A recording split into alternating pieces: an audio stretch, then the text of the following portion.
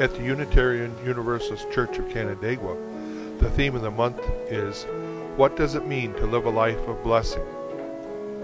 This month, the question in front of all of us is not simply, do you notice the blessings all around you? It's also, how are the blessings in your life leading you to bless others? In this sermon by Reverend Libby Moore, she will tell us of the blessings she found in hospice work at the Isaiah House in Rochester, New York.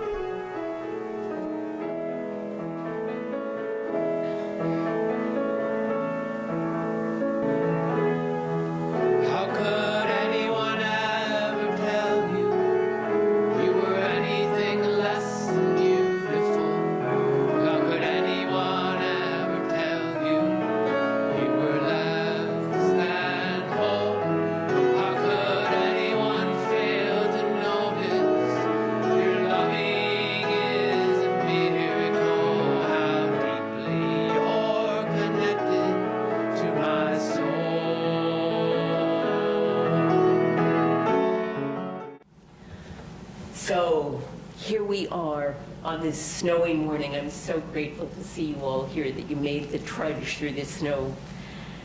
It's the final Sunday of a difficult month, a month that was filled with grief and sadness, with the anguishing news of deaths in Newtown and in Webster. A month when we know also that there are other losses and sadnesses that we may never hear about. But still, the solstice has come and gone, the candles are lit, and we celebrate the joyful light of the holiday season, bringing the glow of love and hope into the darkness. As we approach this end of the end of this year, we're also completing the monthly worship theme of blessings. Although I do hope that you continue to feel blessed all year long, and that it's not just December that blesses you. The older I get, the more I feel blessed and grateful all the time. I find blessings in many places, some of them surprising. Today, I'm going to talk about finding unexpected blessings in hospice work, a place where you might not think there would be anything except grief. It may surprise you to think that there might be love, hope, and laughter when people are dying. It's supposed to be a sad, difficult, heartbreaking time, and it is. It is all of that. But it's also much, much more than that. As Rachel Naomi Remen said in the reading, we find blessings when we are open to them. And what I've learned is that if I keep my eyes and my ears and my heart open to what's most real and true in any situation, I am bound to find blessings in some way or another. And I think we can all find unexpected blessings and the deep meaning of our lives by opening our eyes and our hearts to others. Remen also writes, most of us lead far more meaningful lives than we know. Often finding meaning is not about doing things differently. It's about seeing familiar things in new ways. When we find new eyes, the unexpected blessings in work we have done for many years may take us completely by surprise.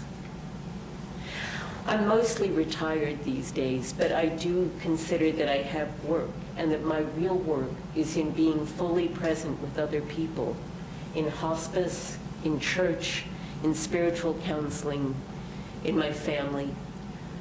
I was raised Unitarian with a strong sense of the value of service. When I was young, maybe 8th grade or so, I remember figuring out that I had an obligation to be of service to the world because I had everything I needed to be happy. And so my obligation was to serve those who were less fortunate than myself. But I have learned to look at it a little differently. We Unitarian Universalists don't have a creed, but we do share common values, especially a sense that we are all interconnected, interdependent beings. Service to others is an important aspect of living our faith, of recognizing our common humanity. There's a reading in our hymnal that you're probably familiar with. It includes the familiar words, "Love is the doctrine of this church, and service is its prayer." Service is our prayer. It is the way we open ourselves to that which is greater than ourselves, however we may understand that to be. Service is our prayer. It connects us one to the other. Service to others is how we choose to bless the world, and it is how we connect with our own deepest selves. What I have learned over the years is that service to others blesses me as much as it offers help to others. I have learned that true service is not a one-way effort about my giving from the abundance of my life to those whose lives are less fortunate. True service is about sharing our common experience of the world, knowing that we are both giving and receiving. At the core, we come to the realization that we are not separate, isolated beings, but interdependent, interconnected, part of the whole of being. Service is our prayer. Rebecca Ann Parker is president of Starr King School for the Ministry. She's a poet, teacher, theologian, writer. In her book called Blessing the World, how could I not use another Blessing the Something book? Blessing the World, she writes about process theology, which is one of the really important threads of Unitarian Universalist thinking. I work with a program called Wellspring at the First Unitarian Church in Rochester, and we study UU history and theology. And so I've been reading about process theology for 7 or 8 years now, and it's really complicated. So I'm not going to give you the whole long version of what process thought is all about. I'll give you process theology in a nutshell. It's all about relationship. We are co-creators with the divine. Everything we do has an effect on God and on the world. What we do matters. That's the short version. What we do matters. This is a powerful principle, one that calls us always to be our very best selves. Parker writes, "We are not inherently self-interested individuals. We are connected to one another, and caring for others is fundamental to our existence. To deny this is to go against the character of reality. The purpose of life," she says, "is not our own well-being in isolation from others. Our well-being enters into the well-being of others, adding a measure of health or joy. Our actions matter to us and also to all the world. We live both for ourselves and for one another, in a balance that is given in the nature of things. The purpose of life, then," she says, "is to discover the joy or well-being that simultaneously pleases us and blesses our neighbor. Every act we commit is a contribution to the world. The question is whether our actions will be a blessing or a curse. The basic question of life is not, what do I want, but what do I want to give?" So how does all of this come back to love and hope and laughter and hospice work? It's because we who are working with people in hospice are trying to be of service to the world, choosing to be a blessing, and in the process, we're finding unexpected blessings ourselves. 3.5 years ago, I was about to embark on the interfaith seminary program that changed my life, but that's another whole sermon. I was sitting at the breakfast table one beautiful spring morning, reading the Democrat and Chronicle, and you know how they have those little ads in the left-hand column sometimes. There was an ad that said they needed volunteers at Isaiah House. And I looked at that. I had heard about Isaiah House, but I didn't know a whole lot about what they did there. But that ad, I swear, it went, do this, do this, do this. It had little neon lights running all around it. And I was called. I had to call Isaiah House. So I walked into the house a few days later for my interview to be a new volunteer. And I felt as though I had come home. Isaiah House itself is just an old house on a residential street in the city. It's warm, cozy, it's got a front porch and steps going up to the front door. There's no easy way to get in, except we finally got a lift so we can help people up. I had been afraid that it might be really depressing because that was my understanding of what happened when people were dying, but it was not in the least depressing. The people were so welcoming, the volunteers and the residents. It was clear how much the staff and the other volunteers cared about the residents, about their families and friends, about the house itself, about each other, and they were so helpful for a new volunteer who was just learning the ropes. So after a few weeks of training, which mostly meant sitting in the kitchen and talking to people, I took a regular Tuesday morning shift. And one Tuesday morning, I was in the kitchen waiting for people to get up, and Kristen, the director, walked in with an armload of groceries, and she said, "We're going to make soup today." And so how could I resist? I mean, Kristen is such an enthusiasm, and so she's so amazing and so fully involved in her work. And I love to cook, so it was a perfect match. So she and I made chicken noodle soup that morning with vegetables, and it was a huge hit. And so the next Tuesday, I made beef barley soup, and that was a great hit also. And after a while, people started to expect soup on Tuesday, and I became the soup lady. And Tuesday is soup day. People come in just for soup on Tuesday sometimes. I had a dear friend who is studying to be a UU minister. She used to work at Isaiah House, and she told me that everything we do there is ministry. So I see making soup as a kind of ministry, one that warms body and soul. But being at Isaiah House enriches my soul much more than soup nourishes my body. Being there, I've learned about being fully present when people are dying, and about living fully present until we die. People come to Isaiah House because they accept that death is inevitable. They've entered hospice care because they have less than 3 months to live, and aggressive treatment won't do any good any longer. The residents, supported by their families if they have them, and some don't. The residents know that they want to die in a way that is loving, dignified, and full of all the richness of life until the very end.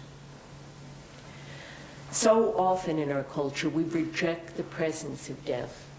We use euphemisms like, "she passed away," or "we lost him," when we really mean they died. We hope that death stays out of sight and out of mind, and that we never have to think about it or acknowledge it. Our culture seems to consider death an option, but it's not. It's a natural part of life. It comes with being born.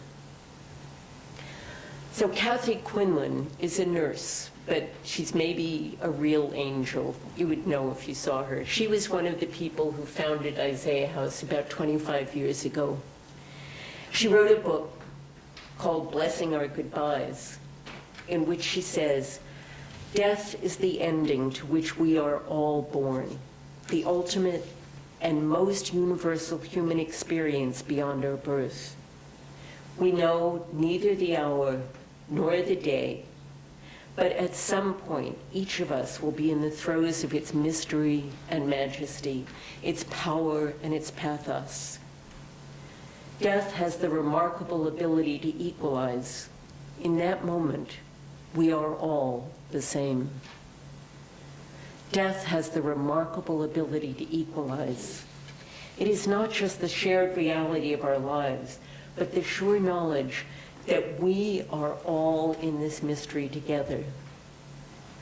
At Isaiah House, we volunteers serve best by simply being present to the needs, wisdom, and love of the residents and their families and friends. Simply being present. I've had people ask me, isn't it depressing to work with people who are dying? And the truth is, it's not. It's sad, often. I get attached to people there, but it's not depressing. It's difficult sometimes. It's not always easy to care for people in the last days of their lives. They need so much. But it is never depressing. Isaiah House is really called a comfort care home, and that's exactly what it is. It's comfort to all of us, a home of love and serenity where we serve as volunteers because we choose to be a blessing to the world. We are present for the residents and their families and friends. We do whatever needs to be done, changing beds, wiping bottoms, holding hands, cooking meals, reading aloud, listening, praying, sitting together in silence. There are countless ways to bless the world. But the reality is, and I'm sure the other volunteers who work there share this feeling, the reality is that we are blessed ourselves, blessed by being in the presence of people who are living as fully as possible until they die. We are blessed by being in the presence of those who have come to understand what really matters in life, which is love. So I'd like to tell you a little about a few of the people I've met at Isaiah House and whose presence has blessed us. Ordinarily, I don't tell other people's stories because I believe in confidentiality, but I checked with Kristen, who tells these stories often, and I asked if it was okay to tell you them. And she said, I think these stories need to be shared. So here we go. Last summer, a woman named Emma came to us diagnosed with a failure to thrive, which is a very ambiguous kind of diagnosis, and it's really hard to treat. Emma arrived so frail that she couldn't walk up the steps. She had to be carried up on the lift. And she was settled into her bed in the front room. There are only 2 rooms at Isaiah House, 2 beds. She was settled into her bed in the front room where she barely spoke or moved at first. We thought she wouldn't last for more than a day or 2. She seemed so gone. Volunteers offered to sit with her and sat next to her. They gave her food and water. They did all the small things to make a person's final days peaceful and comfortable. But after a few days, surprising all of us, Emma was sitting up in bed, talking with volunteers, telling us her remarkable story. She had had a near-death experience once, but she came back because her sister told her it wasn't time to go. We learned that there had been rifts in her family, that she was at odds with some of the people who were closest to her. There were misunderstandings and old hurts. She'd had a hard-knock life, and she was sometimes demanding and difficult to care for, but we did our best. We were there with her.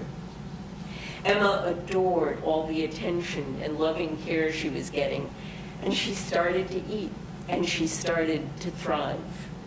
And it became clear that she wasn't going to die anytime soon. Her daughter, with whom she had had some conflict, resisted the prospect of taking her mom home to care for her because they had struggled themselves. But it was clear that Emma couldn't stay at Isaiah House any longer. And so she went home with her daughter. Under her daughter's care, Emma survived a few months longer than anyone thought she would.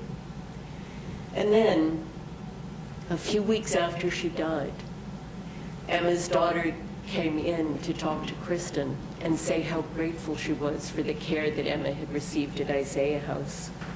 and how grateful she was for the gift of extra time that she had had with her mom. "We were best friends at the end," she said. "Thank you for giving me my mother back." Unexpected blessings, reconciliation, forgiveness, gratitude.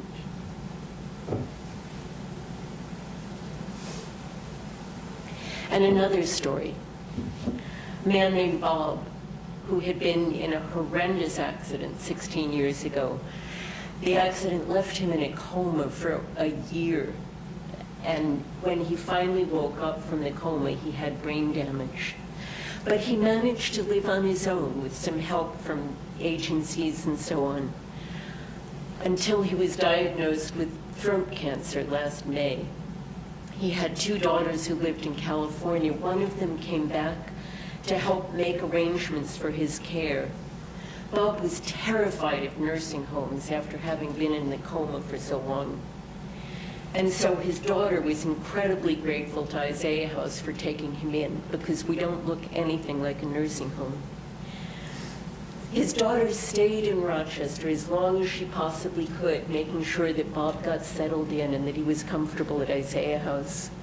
But finally, she had to go home to her husband in California. She explained to her dad that she had to go, and she told him once more that she loved him. And she booked a flight for the Tuesday morning after Thanksgiving. I went in early that Tuesday morning, as I usually do, and Bob seemed to have taken a turn for the worse. He had been able to walk around and get to the kitchen on his own, but that morning he could barely stand up on his own feet without help. And he seemed kind of dazed and confused, not sure where things were.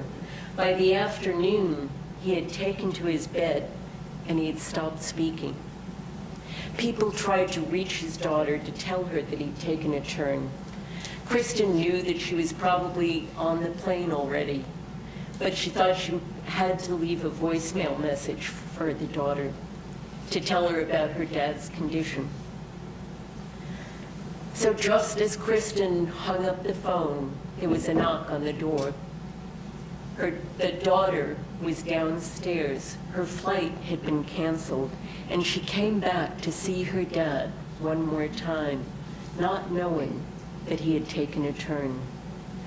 So she sat with him for the rest of the afternoon and into the evening, holding his hand, rubbing his leg, talking to him, telling him how much she loved him, and hoping that her other sister would be able to make it back from California before he died. When it became clear that that wasn't going to be able to happen, she played Bob a tape of her sister's voice. And then Bob died, knowing, I'm sure, how much both his daughters loved him. Unexpected blessings, a canceled plane, a daughter's presence, the power of love. And another story, this one hasn't ended yet, and we're not sure how it will. We have a resident now who knows he has a pacemaker, and the batteries in his pacemaker are almost gone. But his heart and lungs are in such poor condition that he wouldn't survive the operation that it would take to replace the batteries. He also has said that he doesn't want a heart and lung transplant because he's led a wonderful and full life, and that somebody younger could do better with that, with the heart and lungs that he might get. When the batteries in his pacemaker die, he'll die, and he knows this, and he accepts it. But until that happens, he's getting up every day, caring for himself for the most part, and making all of us laugh. He knows how to take care of everything, and he gives us such great advice about how to fix things up in our old, well-used house. One morning, a couple of volunteers were installing a desk upstairs in the office. When his wife arrived for her daily visit, she asked, "Where is he?" "Upstairs supervising," we told her. But it turned out he wasn't just supervising. He was down on the floor with his screwdriver putting this desk together because he didn't think the guys could do it right, doing what he loved to do best. When he came down for coffee, his wife said, "What are they going to do without you?" And we don't know yet. But in the meantime, we have the unexpected blessing of this man who knows how to live fully, how to appreciate every moment of his life, how to be grateful for all the wonderful things that he's had in his life.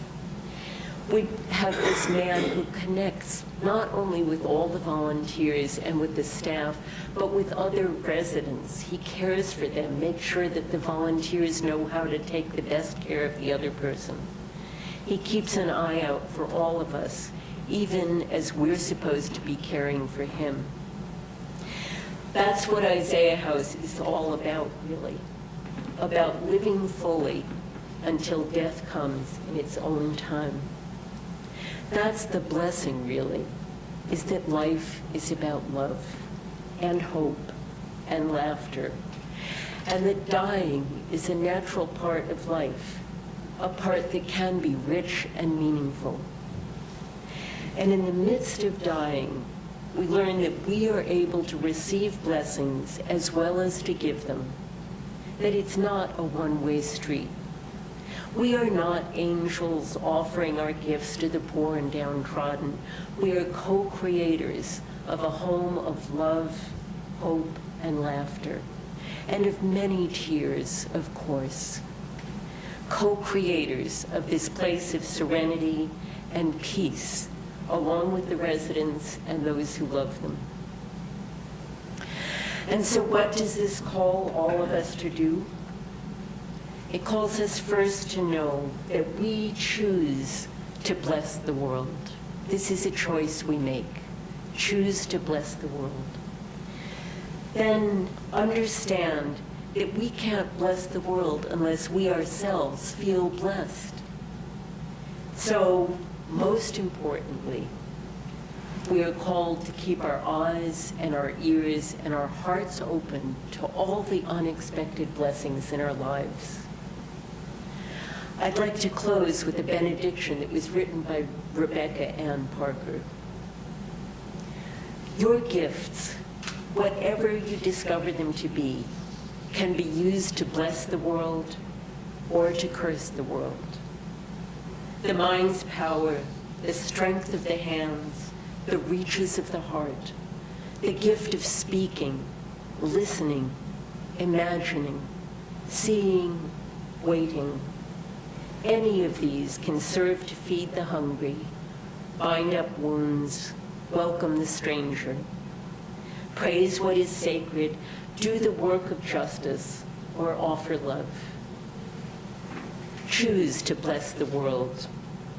The choice to bless the world is more than an act of will, a moving forward into the world with an intention to do good. It is an act of recognition, a confession of surprise, a grateful acknowledgement that in the midst of a broken world, unspeakable beauty, grace, and mystery abide. May beauty, grace, and mystery abide in your world, now and always. May it be so, and amen. Join us for worship every Sunday at 10 a.m. at the Unitarian Universalist Church of Canandaigua, a welcoming congregation. We are located at 3024 Cooley Road, 4 miles west of South Main Street, Canandaigua, just north of the intersection with Routes 5 and 20. Look for the blue signs just before the turn. Your comments about this program or questions about the church are welcome at 585-396-1370 or at our website, www.canandaiguauu.org. Producer and editor, Daniel Brigham.